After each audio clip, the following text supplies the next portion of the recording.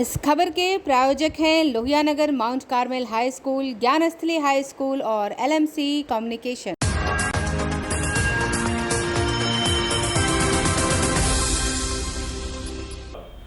नमस्कार, मैं हूं दिव्या और आप देख रहे हैं आंखें न्यूज 24। आइए सबसे पहले नजर डालते हैं आज के मुख्य समाचारों पर। उपेंद्र कुशवाहा जमकर बरसे, कहा राजद और जदयू मिलकर बिहार की जनता को मूर्ख बनाना चाहते हैं।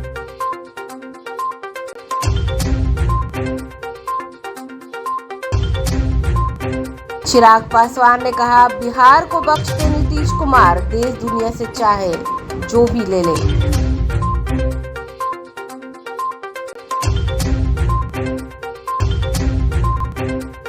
जदयू के प्रदेश अध्यक्ष उमेश कुशवाहा ने केंद्र पर साधा निशाना, कहा केंद्र सरकार का अति पिछड़ा विरोधी चेहरा बेनकाब हो चुका है।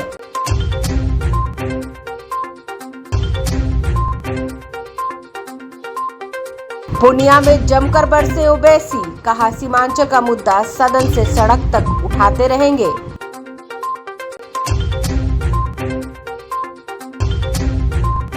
और पटना में बिहार दिवस की तैयारियां जोरों पर, पटना प्रमंडलीय आयुक्त ने बिहार दिवस कार्यक्रम की तैयारियों का लिया जायजा। अब समाचार विस्तार से। आप गिरवी रख रहे, बंधक रख रहे, रखिए, आप जानिए, लेकिन बिहार को गिरवी रखना चाहिएगा 2005 के पहले वालों के हाथ, तो बिहार को हम गिरवी नहीं रखने देंगे। हम लोगों ने वही संकल्प लिया और उनको बता दिया कि 2005 के पहले वाली स्थिति में बिहार को हम नहीं जाने देंगे। और हम आपसे यही कहने आए हैं कि हम लोगों का जो संकल्प है, इस संकल्प को पूरा करना है, यही मकसद हमारा इस यात्रा का। गया में राष्ट्रीय लोक जनता दल के राष्ट्रीय अध्यक्ष उपेंद्र कुशवाहा आरजेडी पर पलटवार करते हुए जमकर कटाक्ष किया है। राष्ट्रीय अध्यक्ष उपेंद्र कुशवाहा ने कहा है कि बिहार में आपराधिक मामले में अभी तो झलक है और ट्रेलर है, अभी तो राष्ट्रीय जनता दल आधा अधूरा सत्ता में है। भगवान न करे जिस दिन राष्ट्रीय जनता दल पूरी तरह से सत्ता में आ गए तो बिहार का तब क्या होगा, सोचकर भी बिहार के लोग डर जाते हैं। अभी तो शुरुआत है, इसलिए तो मैं हर जगहों पर जाकर कह रहा हूँ कि ऐसी स्थिति ना हो कि बिहार को आरजेडी से बचाना पड़े। उन्होंने कहा कि लालू प्रसाद यादव पर जो ईडी और सीबीआई की कार्रवाई हो रही है वो आज पहली बार थोड़ी हो रही है। केंद्र में जब लालू प्रसाद यादव की सरकार थी तब से उन पर कार्रवाई हो रही है। आरजेडी द्वारा जो कहा जा रहा है कि हमें परेशान किया जा रहा है, तो सबसे पहले परेशान इन्हीं लोगों ने शुरू किया। लालू प्रसाद यादव चुनाव नहीं लड़ सकते हैं और सजा उनको मिल गई है। किन लोगों के आवेदन पर कोर्ट ने सजा दी, यही लोग हैं जो जनता दल यूनाइटेड के नेता हैं और राष्ट्रीय जनता दल के नेता हैं। इन लोगों ने इनको जेल भिजवाया और आज दोनों मिलकर एक साथ बिहार की जनता को मूर्ख बनाना चाहते हैं। जिस दिन भगवान न करे लेकिन कहीं फुल फ्लेजेड रूप में आरजेडी के लोग सत्ता में आ गए, तब क्या होगा बिहार का, सोचकर भी बिहार के लोग डर जाते हैं। तो अभी तो शुरुआत है उन लोगों की, इसलिए तो हम कह रहे हैं वैसी स्थिति न आवे, इसके लिए आरजेडी से बिहार को बचाना पड़ेगा। क्या लगता है सर कि जिस तरह से ईडी और सीबीआई लगातार तेजस्वी यादव या राजद परिवार पर जो हमले कर रहे हैं, उसको लेकर जो राजनीतिक घमासान मचा हो, उस पर आपका क्या कहना है? अच्छा, इस तरह की कार्रवाई लालू जी के परिवार के खिलाफ कोई आज हो रही है? इस तरह की कार्रवाई की शुरुआत तो उस समय हुई जिस समय केंद्र में लालू जी के समर्थन वाली सरकार थी। और इस तरह की कार्रवाई हो, सीबीआई जांच करे, उसके लिए कौन लोग कोर्ट गए थे? उसके लिए कोर्ट गए थे, कोर्ट से आग्रह करने गए थे जनता दल यूनाइटेड के वर्तमान राष्ट्रीय अध्यक्ष जी, उसके लिए कहने गए थे कोर्ट में आवेदन लेकर। राष्ट्रीय जनता दल के आज के नेता शिवानंद तिवारी जी कोर्ट में कहने गए थे उस समय, आज के राष्ट्रीय जनता दल के नेता श्री बिरसन पटेल जी। तो इन लोग क्यों कोर्ट गए थे? इन लोगों से पूछ लीजिए। अगर कोई कह रहा है कि परेशान किया जा रहा है, तो सबसे पहले तो परेशान इन्हीं लोगों ने शुरू किया। लालू जी आज चुनाव नहीं लड़ सकते हैं, सजा उनको मिल गई है। इन लोगों के आवेदन पर कोर्ट ने सजा दी। यही लोग हैं जो जनता दल यूनाइटेड के आज नेता है, राष्ट्रीय जनता दल के नेता है, इन्हीं लोगों ने इनको जेल भेजवाया और आज दोनों मिलकर एक साथ फिर बिहार की जनता को मूर्ख बनाना चाहते हैं। सीएम की सपना देख रहे हैं नीतीश कुमार जी। देखिए नीतीश जी सपना क्या देख रहे हैं, पहली बार पीएम मटेरियल है नीतीश जी। जनता दल यूनाइटेड में अगर किसी ने कहा था तो उसका नाम उपेंद्र कुशवाहा है। हमने कहा था, उस समय वक्त था, पार्टी मजबूत होती, नीतीश कुमार जी का एक्शन सही होता तो यह संभव था। लेकिन आज की तारीख में नीतीश जी ने खुद ही ऐसा कर लिया, पार्टी को बर्बाद कर दिया। अब बर्बाद आधार पर खड़ा होकर पीएम बनने की बात कैसे हो सकती है? नीतीश जी ने बड़ा अवसर स्वयं ही खो दिया है। अवसर था लेकिन नीतीश जी के खुद के काम के चलते यह अवसर समाप्त हो गया। लेकिन अगर कोई उस तरह का वाकई मुकदमा है तब तो कानून को अपने हिसाब से काम करना चाहिए। मुख्यमंत्री जी लगातार बोलते हैं कि हम न किसी को फंसाते हैं न किसी को बचाते हैं, और आज की तारीख में अगर इसके उलट कोई बात होगी तो मुख्यमंत्री जी पर सीधे प्रश्न चिन्ह लगेगा। सर आपने अभी बोला कि मुख्यमंत्री जी ने खुद कहते हैं कि न किसी को फंसाते हैं न किसी को बचाते हैं, जबकि राजद परिवार में या राजद के पार्टी में कितने ऐसे दागी नेता हैं जो आज मंत्री पद पर बैठे हुए हैं। यही बात तो हम बोल रहे हैं भाई, यही तो हम कह रहे हैं कि मुख्यमंत्री जी तो कहते हैं ना ये बात कि न फंसाते हैं न बचाते हैं, और कार्रवाई आज नहीं होगी तो प्रश्न तो उठेगा मुख्यमंत्री जी के सामने ना, उनके ऊपर प्रश्न चिन्ह लगेगा। इस बात का जवाब तो बेटर मुख्यमंत्री जी देंगे कि अगर ऐसा है उसके बावजूद चुप क्यों है, कानून क्यों आज काम नहीं कर रहा है, इसका जवाब उनको देना चाहिए। लास्ट सवाल ये है सर कि विधानसभा जो अभी चल रहा है उसमें क्या लगता है? कार्रवाई हम विधायक तो है नहीं कि बता पाएंगे। चलिए तो बहुत सी बातों को मद्देनजर रख के गठबंधन तय किया जाता है। एक सीट पे चुनाव लड़कर कोई गठबंधन की घोषणा नहीं होती, या एक चुनाव जहाँ पे 4 या 5 सीटों पे चुनाव चल रहा है इस पे गठबंधन तय नहीं किए जाते। जब तक विजन डॉक्यूमेंट को लेकर क्लैरिटी नहीं हो, गवर्नमेंट एजेंडे को लेकर क्लैरिटी नहीं हो, लोकसभा विधानसभा की सीटों को लेकर क्लैरिटी नहीं हो। भाई हम लोग का लक्ष्य ये 5 MLC के चुनाव नहीं है, हम लोग का लक्ष्य 2024 के लोकसभा के चुनाव, विधानसभा के चुनाव। चिराग पासवान आज पटना पहुंचे और पत्रकारों से बातचीत में बिहार में बिगड़ते लॉ एंड ऑर्डर पर सवाल उठाते हुए कहा कि नीतीश कुमार ने ही कहा था 90 के दशक में क्या होता था और पिछले विधानसभा चुनाव में घूम घूम कर बोलते थे। अपने बाप दादा से पूछिए कि 90 के दशक का जंगल राज हुआ करता था। बिहार में आज जो 30-35 वर्ष के युवा हैं उन्हें पहले के बिहार से कोई लेना देना नहीं है, उन्हें मतलब है तो आज के बिहार से, आज की तारीख से, और सही मैंने आज का बिहार जंगल राज को दर्शाता है। विधान परिषद ने मुख्यमंत्री नीतीश कुमार को नोबेल पुरस्कार दिए जाने की मांग पर चिराग पासवान ने कहा कि मुख्यमंत्री नीतीश कुमार बिहार को बख्श दें, उसके बदले देश दुनिया से जो चाहिए ले लें। वहीं तेजस्वी यादव को 25 मार्च में पेशी है, उस पर कहा कि ये एक न्यायिक प्रक्रिया है। बिहार सरकार द्वारा रमजान पर विदेश आदेश दिए जाने पर चिराग पासवान ने कहा सरकार पुष्टिकरण की नीति करती आ रही है और रंग रूप की राजनीति कर रही है। जीतन राम मांझी द्वारा भगवान राम पर दिए गए विवादित बयान पर कहा राम बड़ा है या रावण, इस पर बोलने का मतलब क्या है? आप एक पूर्व मुख्यमंत्री रह चुके हैं, सरकार का हिस्सा हैं, आपको बात करनी चाहिए प्रदेश में विकास कैसे हो, लॉ एंड ऑर्डर कैसे बने रहे, लोगों का भला कैसे हो, ना कि ऐसी फिजूल बातें करें। 20 लाख की इन्होंने बात कर रखी है। देखिए सिर्फ घोषणाएं करने से चुनावी वर्ष में मुख्यमंत्री जी जान रहे हैं कि कभी भी बिहार में चुनाव होंगे, और कभी भी इसीलिए होंगे क्योंकि जिस तरीके से इनके घटक दल ही इनके ऊपर दबाव बना रहे हैं, तो ऐसे में मुख्यमंत्री नीतीश कुमार जी ये बात जानते हैं कि कभी भी ऐसी परिस्थिति उत्पन्न हो सकती है कि बिहार में मध्यवर्ती चुनाव हो। ऐसे में सिर्फ घोषणाएं करना कि हम इतने लाख को ये देंगे तो उतने लाख को हम वो देंगे, भाई पिछले 18 साल से जो मुख्यमंत्री हैं वो आज भी अगर उनको घोषणाएं ही करनी पड़ी कि हम ये देंगे, और जब कोई रोज़गार मांगने जाता है तो आप उन पे लाठियाँ चलाते हैं। भाई हम लोग तो स्वागत करेंगे अगर आप सही में जो बातें आप कह रहे हैं, अगर आप उन बातों को पूरा कर दें तो हम लोगों से ज़्यादा खुशी और किसी को नहीं होगी। पर ये बातें आपकी सिर्फ बातें रह जाती हैं, इसीलिए बिहार की जनता आपके ऊपर विश्वास नहीं कर पाती। आपराधिक घटना बढ़ गई है, रामचरितमानस लेके आते हैं तो कोई राम पे सवाल खड़ा कर रहे हैं, सदन में आते हैं तो कोई हनुमान। अब बताइए ये सारी बातें करने वाली बातें हैं क्या? राम थे, राम नहीं थे, ये तमाम बातें मैं बार बार हम कहते हैं ये आस्था का विषय है भाई। जो चीज़ आपके लिए सबसे ज़्यादा महत्वपूर्ण हो सकती है संभवतः वो दूसरे व्यक्ति के लिए नहीं होगी। छोड़ दीजिए ना उस व्यक्ति की आस्था पर, क्यों किसी की भावना को आप ठेस पहुंचा रहे हैं।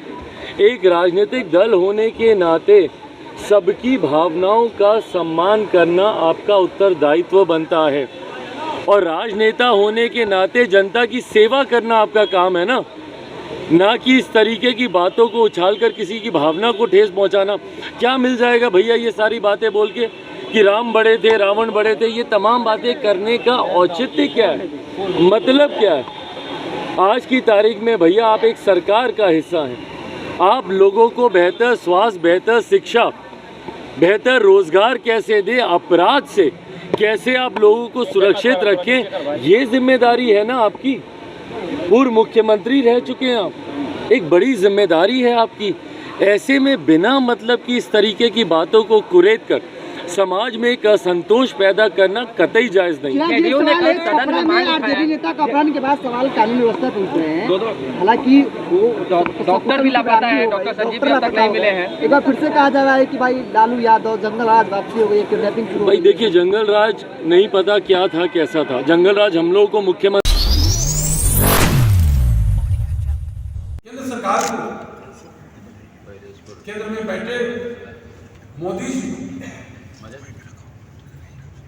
सोचना चाहिए, समझना चाहिए, उनको भूलना नहीं चाहिए। यही छात्र छात्राएं जब पढ़ लिखकर समाज निर्माता और देश के भाग्य विधाता बनते हैं, उनके हक छीनने से वो कितना पैसा बचा लें। Janata Dal United party. जदयू के प्रदेश अध्यक्ष उमेश कुशवाहा ने प्रेस कॉन्फ्रेंस कर कहा केंद्र सरकार द्वारा पिछड़ा और अति पिछड़ा के छात्र छात्राओं की छात्रवृत्ति पर रोक लगा दी गई है। जदयू प्रदेश अध्यक्ष ने कहा कि यह गरीबों के खिलाफ बड़ी साजिश है। पिछले 8-9 वर्षों से केंद्र सरकार द्वारा लगातार अति पिछड़ा समाज के अधिकार पर हमला किया जा रहा है। अति पिछड़ा समाज के बच्चों को शिक्षा से दूर रखने का नया तरीका केंद्र ने निकाला है। नरेंद्र मोदी यह ना भूले कि यही छात्र छात्राएं देश के भविष्य हैं। जदयू अति पिछड़ा समाज के हक के साथ हो रहे खिलवाड़ को बर्दाश्त नहीं करेगी। आज से ही जन आंदोलन और लोगों को जागृत करने की शुरुआत कर दी गई है। बिहार प्रदेश के सभी जिला मुख्यालय में पार्टी कार्यकर्ता द्वारा केंद्र सरकार का पुतला दहन किया जाएगा। छात्रवृत्ति योजना में केंद्र और राज्य दोनों का 50-50% पैसा लगता है। कुछ दिनों पहले 9वीं और 10वीं के छात्रों की छात्रवृत्ति बंद हुई थी। केंद्र सरकार का अति पिछड़ा विरोधी चेहरा बेनकाब हो रहा है। साथियों का स्वागत करता हूं।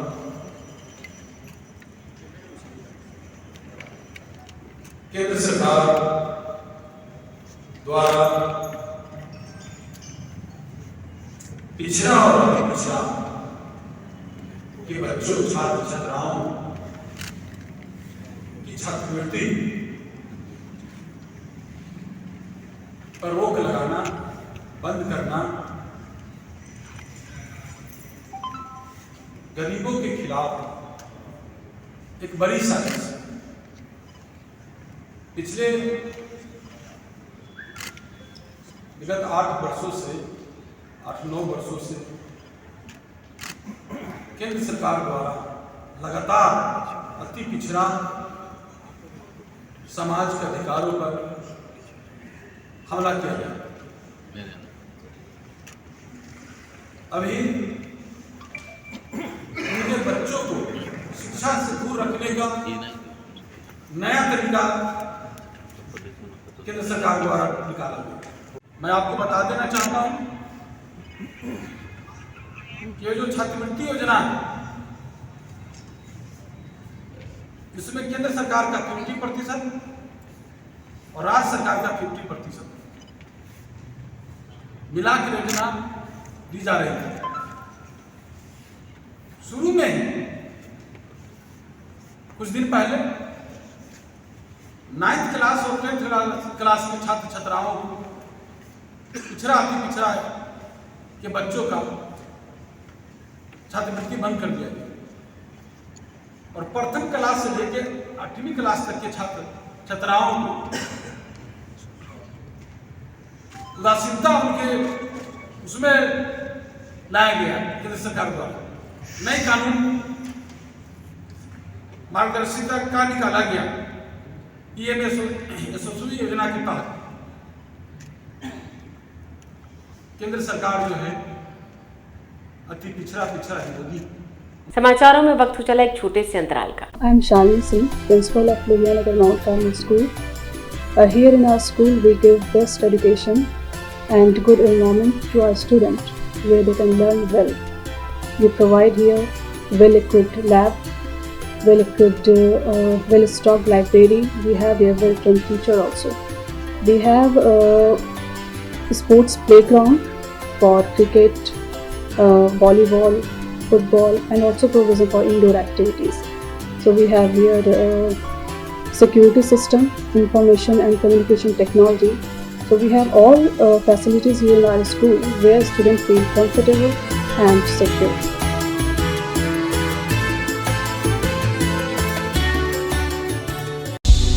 क्या आप पत्रकारिता के क्षेत्र में अपना कैरियर बनाना चाहते हैं?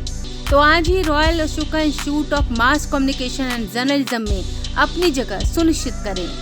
आर्यभट्ट ज्ञान विश्वविद्यालय पटना से मान्यता प्राप्त 100% प्लेसमेंट के साथ royal Ashoka Institute of Mass Communication and journalism नामांकन जारी है। हमारा पता है DS/16 गायत्री मंदिर के समीप कंकड़बाग पटना 8,20,000। आप हमें संपर्क भी कर सकते हैं। हमारा मोबाइल नंबर है 9955456126। ब्रेक के बाद आपका फिर से स्वागत है।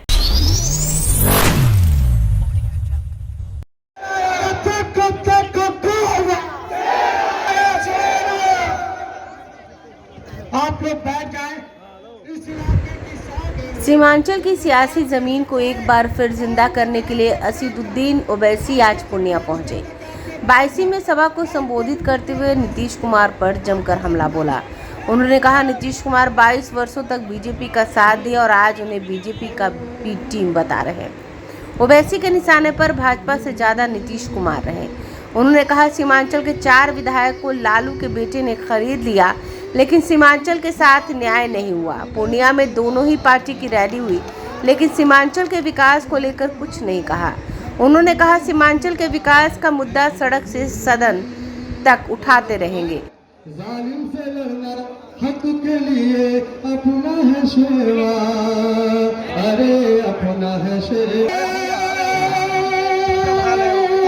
हक के लिए अपना है शेवा, करिए गुनाह है तो गुनहगार, करिए गुनाह है तो गुनहगार। और अपने ईमान को बेच दिया, अपने ज़मीर को बेच दिया और अपने सियासी आकाओं के सामने जाकर अपनी गर्दनों को झुकाकर सीमांचल की जनता के जज्बात का मजाक बनाया। अगर कोई सत्ता में बैठे है तो नीतीश कुमार याद रखो, तुम्हारी भी हैसियत जो है वो बिहार के मुख्यमंत्री तुम जरूर हो, मगर तारीख जब तुम्हारी तारीख लिखेगी तो मौलवी लिखेगा कि भारत में अगर बीजेपी को मजबूत करने वाले का नाम नीतीश कुमार के नाम से लिखा जाएगा। जब गुजरात जल रहा था तो तुम रेलवे के मंत्री थे, तुमने ही यहाँ पर बीजेपी को गुजरात की सरजमीन पर मजबूत किया। तुमने ही सारे देश में अगर अखलाक और पीलू खान की मौत हुई तो यकीनन तुम्हारी पार्टी का भी उसके साथ रहा। अगर नीतीश कुमार ये समझते हैं कि मजलिस मुसलमानों की पार्टी है, नीतीश कुमार कभी अपने गिरेबान में झांक कर भी आप देख लो कि आप कुर्मी और कुशवाहा से आगे नहीं बढ़ सकते। आपने मुख्यमंत्री तो आप बन गए, मगर आपने हमेशा धोखा दिया। आज मजलिस के अराकीन जिसको आपने कामयाब किया था, इन लोगों को राजद ने और नीतीश कुमार ने दौलत के बलबूते के ऊपर इनका ईमान खरीद किया है। याद रखो, मुझे कोई धोखा दे या दे भी सकता है, मगर तुमने आवाम को बहुत बड़ा धोखा दिया, जिन्होंने तुम पर भरोसा किया था कि तुम विधानसभा में जाकर यहाँ पर इस विधानसभा के गरीबों की आवाज को उठाओगे, तुम सीमांचल की लड़ाई लड़ोगे, मगर ये लोग अपने जाती मफादात की तकमील के लिए, अपनी जाती मकासद की तकमील के लिए वो वक्त के हुक्मरानों के आगे, उनकी जबान से भी सीमांचल नहीं निकला, ना उनकी जबान से ये पूर्णिया एयरपोर्ट का जिक्र हुआ, ना उनकी जबान से जलालगढ़ से किशनगंज की रेलवे लाइन का जिक्र हुआ। मजलिस लड़ेगी और अगर आपका साथ रहेगा तो इंशाअल्लाह ताला ये नाइंसाफियों का खात्मा होगा। मैं हमारे मजलिस के तमाम जिम्मेदारों से अपील कर रहा हूँ कि अपने हौसलों को बुलंद रखिए। हम अपना काम करते आए हैं और करते रहेंगे। ये वक्तिया तौर पर ये पानी के बुलबुले हैं जिसकी कोई हैसियत नहीं है, ये अपनी हैसियत दिखा चुके हैं, ये अपनी असली पहचान अवाम के सामने लाकर रखती है। इंशाअल्लाह ताला अल्लाह सुब्हानहू व तआला हमारे लिए काफी है। और जो लोग गरीबों के जज्बात का मजाक उड़ाते हैं, जो लोग मजलूमों के इंसाफ की लड़ाई में उनका खिलवाड़ करते हैं, इंशाअल्लाह ताला अल्लाह तुमको जालिमों के हवाले कर देगा। जिस तरह तुमने आज धोखा दिया है, इंशाअल्लाह ताला अनकरीब में तुम भी जलील व रुस्वा होगे। मगर मैं आपसे वादा करने आया हूँ कि मजलिस सीमांचल की लाइन धरती थी, धरती है और इंशाअल्लाह धरती रहेगी। आप हमारा साथ दीजिए। यही तो हमारे साथ ये कहना था। आज एक लंबा सफर है, कल भी है और इंशाअल्लाह ताला मैं रमजान के बाद भी सीमांचल में आऊंगा, आपसे मुलाकात होगी और हम बताएंगे कि सीमांचल की जनता की लड़ाई कैसे लड़ी जाती है। और हम अपने गिरबान के तार बेचने के लिए तैयार नहीं थे, ना कभी रहेंगे। हमारा मकसद एक ही है कि सीमांचल से इंसाफ हो। अगर पटना और अतराफ के इलाकों में तरक्की हो सकती है तो सीमांचल की सरजमीन पर बसने वाले इंसान हैं, उनसे भी इंसाफ मिलना चाहिए। पार्किंग की व्यवस्था यहाँ पर गांधी मैदान के यहाँ जो इस बार अंतर किया गया है कि पूरे जो कार्यक्रम स्थल है उसको एक ही क्षेत्र में रखा गया है और उसका एक मुख्य प्रवेश द्वार रहेगा जो आकर्षक ढंग से आने और जाने की व्यवस्था रहेगी। और इसके साथ साथ जो पवेलियंस हैं उसको इस तरह से लगाया गया है ताकि जो यहाँ पर लोग आते हैं उनको जगह जगह पर जाने आने में कोई दिक्कत नहीं है। 22 मार्च से बिहार दिवस का शुभारंभ होने वाला है और बिहार दिवस कार्यक्रम का मुख्य कार्यक्रम पटना के गांधी मैदान में आयोजित किया जाना है। और गांधी मैदान में चल रहे बिहार दिवस कार्यक्रम की तैयारियों का जायजा लेने पटना प्रमंडलीय आयुक्त कुमार रवि ने गांधी मैदान का दौरा किया। इस अवसर पर उन्होंने कई दिशा निर्देश दिए। कुमार रवि ने बताया कि बिहार दिवस कार्यक्रम के दौरान बिहार के कई जिलों से हजारों की संख्या में लोग इस कार्यक्रम को देखने गांधी मैदान पहुंचते हैं। इस दिन शाम और दिन में कई सांस्कृतिक कार्यक्रमों के साथ साथ रंगारंग कार्यक्रमों की प्रस्तुति की जाती है। इसको देखते हुए पटना के गांधी मैदान में पर्याप्त तौर पर दंडाधिकारियों के साथ साथ सुरक्षा बलों की तैनाती करने के साथ साथ गांधी मैदान के सभी निकास और प्रवेश द्वार पर आने जाने वाले लोग किसी तरह कठिनाई हो इसकी व्यवस्था की जा रही है।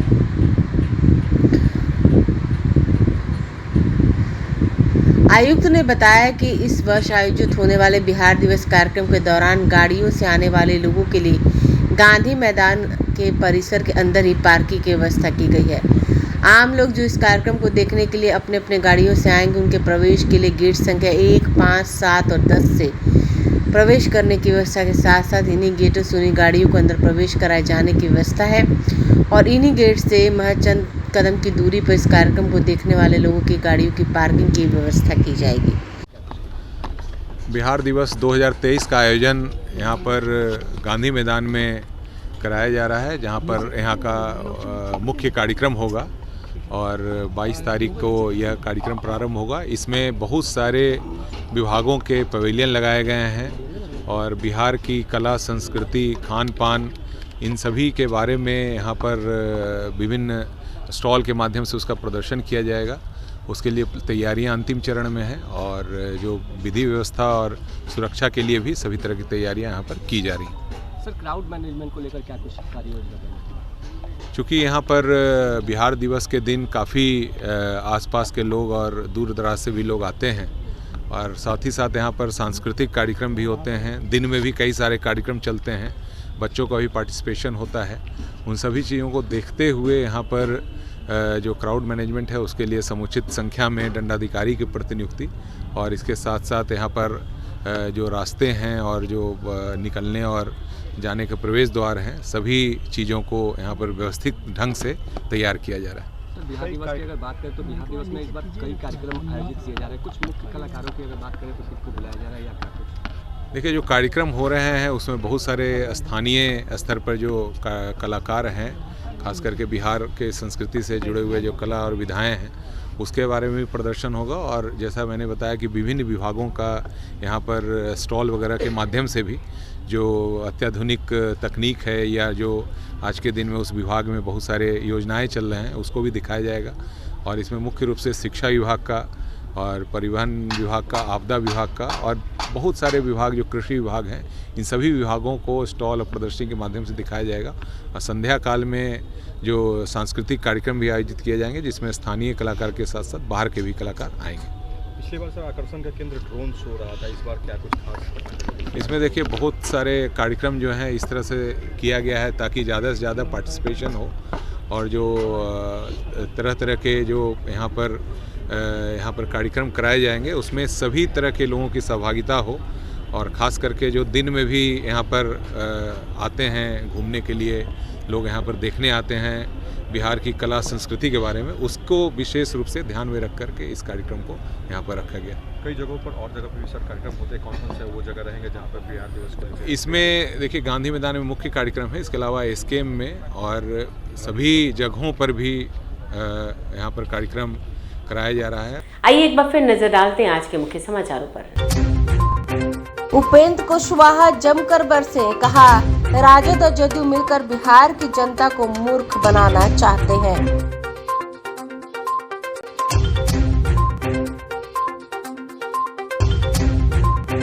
चिराग पासवान ने कहा बिहार को बख्श दे नीतीश कुमार, देश दुनिया से चाहे जो भी ले ले।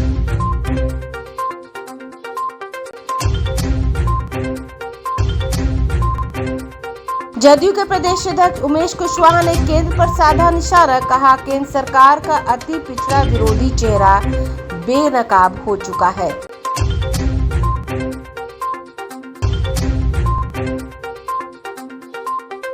पूर्णिया में जमकर बरसे ओवैसी, कहा सीमांचल का मुद्दा सदन से सड़क तक उठाते रहेंगे।